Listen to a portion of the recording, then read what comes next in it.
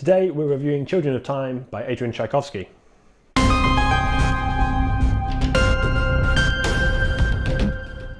Hi guys, welcome back to All Booked Up. My name is Adrian, welcome to the channel.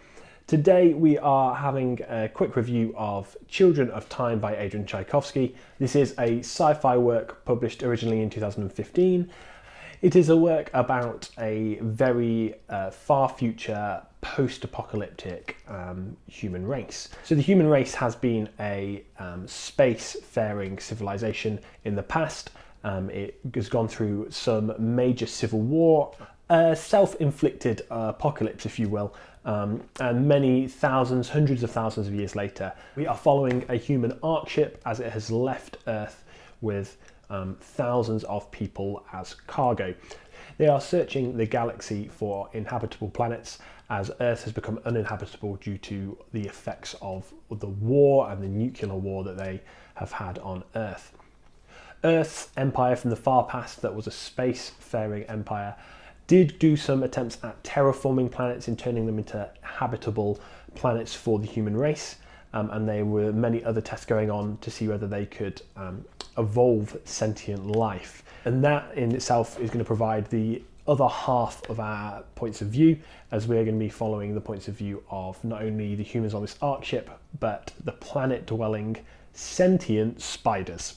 Now, I know for lots of people that sounds like a immediate nope, and I get that. If you really hate spiders, I get that having half a book from their viewpoint might not be ideal for you, but if you are just a bit meh on spiders, if you don't love them but you don't hate them, seriously, you should give this book a read. It is very, very, very good. It is just a brilliant exploration of so many ideas. Firstly, I want to say that this book is not a character study. It is not following a big cast of characters. It's not following characters super intensely. You're not massively in their thought processes. You're not dealing with relationship drama particularly. So that's not what you're getting here. Similarly, it's not an action-packed thriller. There's not action on every page. This is a much slower, more interesting, quiet read. It really has a lot of themes that Tchaikovsky tries to present, and it does that really, really well. And I think it leaves you, well, left me at least, coming out of this book with lots of questions, thinking through lots of issues. And I think that's really what this book's purpose is. Time, particularly, is handled in a very interesting way in this book. So we are following this ark ship of humans, particularly one human called Holston Mason. He is a classicist. He is basically a historian cross archaeologist. His job is to try and understand the old empire of Earth, any tech that comes from that empire, as well as being able to translate and understand what is being written if they find any remnants of the old empire out in space. So there are 8 parts in this book, and each of them is split by quite a large time gap of many hundreds, sometimes thousands of years between them. For Holston Mason, this is worked out in the way that he goes into cryo sleep essentially between these parts. And at the beginning of a new part, he's being awoken again for a particular reason. Something is happening on the ship or on the outside world that he is needed to be awakened for. So his lifespan here is actually stretching over many thousands of years, but just in a couple of year chunks at a time. So the other half of the perspectives we get in this book are from a terraformed planet that has been previously made inhabitable by the old human empire. It was intended to be home for a race of monkeys. There was a bioengineered nanovirus that was to be released onto this planet as well, and it was intended to see how these monkeys reacted with that. The idea of this virus was to speed evolution and to continue to make these monkeys evolve until they would become sentient beings relatively quickly. Unfortunately, that doesn't go to plan, as you would see in the very first chapter. The monkeys don't make it, and this nanovirus instead is released onto this planet and goes to work on what creatures that are there already. That, in this case, is spiders. Now, clearly, spiders do not live as long as humans. Particularly, they do not live as long as humans that keep going in and out of cryogenic sleep. So this virus does an interesting thing with the spiders. Essentially, it gives them the ability to hereditarily pass on their memories to their children. This means that we don't follow the same spider throughout this whole time. We don't follow the same set of spiders throughout this whole time, but we are following spiders with inbuilt memories and understanding from these previous generations. And there is archetypes of spiders that we see crop up again and again over this time frame. And actually we do see some of a personality that is there and that develops through these genetically passed on memories and ideas. And I think that's a very interesting concept that Tchaikovsky is playing with.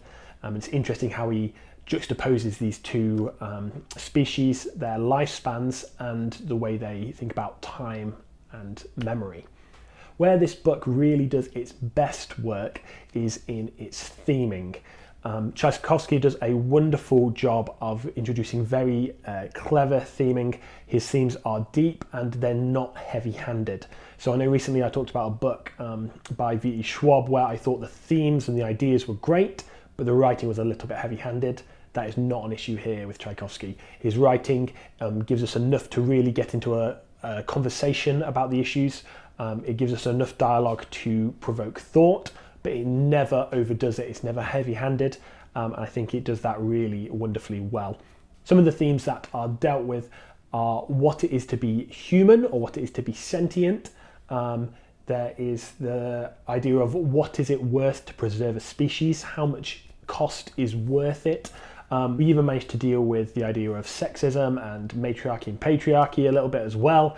There are just so many really clever themes that are worked through here, and I particularly love how Tchaikovsky juxtaposes the ascendancy of the spider's social structure, how they are being uplifted and becoming a stronger and more intellectually sound society, and how that is juxtaposed with how the human society on this ship is slowly demising, how the human race has been descending from where they were previously, and actually where these two cultures pass each other or meet or in some ways collide. And I think that's a particularly interesting theme and particularly interesting conversation that's being had in this book.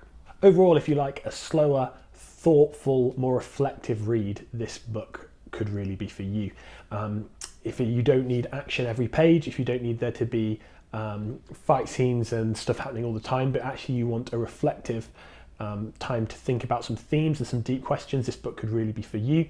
I am a big proponent of The Long Price Quartet by Daniel Abraham, and I can certainly see some parallels here in a sci-fi setting from Tchaikovsky. I would say that you don't get the wonderful character work that you get from Daniel Abraham in that series. Here it is not that kind of wonderful character work, but it does pose similar questions in a really interesting manner, and I really appreciate that for what it does. Obviously it has a lot less page time than that 4-book series, so that's why we lose some of those character study moments, but we do get the same wonderful questioning dialogue. I do think if those are the kind of books you enjoy, this book could very much be for you. Overall, I enjoyed this book immensely. I'm really looking forward to getting into Children of Ruin, which is the sequel to this, and I just hope that Tchaikovsky manages to keep up this incredibly high level of thematic work and just a really high level of prose. He doesn't overwrite it, and I hope that that continues throughout the sequel as well. For me, this was a 5-star book. It was absolutely wonderful. It is the best sci-fi book I have read in a very long time. I am trying to think if it is maybe up there as the best sci-fi book I've ever read. I'm not that well read in sci-fi, so that's not the as big a claim as it would be for some, but I really love this book. I really enjoyed it. I think I need a few more days to percolate on it before I could maybe say whether it is my favourite of all time or not, but it is certainly way, way, way up there. So yeah, guys, if this sounds good to you, give it a read. If you can cope with the spiders, yeah, seriously, give it a read. I hope you've enjoyed this video. If you have, click the like button. Don't forget to subscribe if you would like to, and I will see you again soon.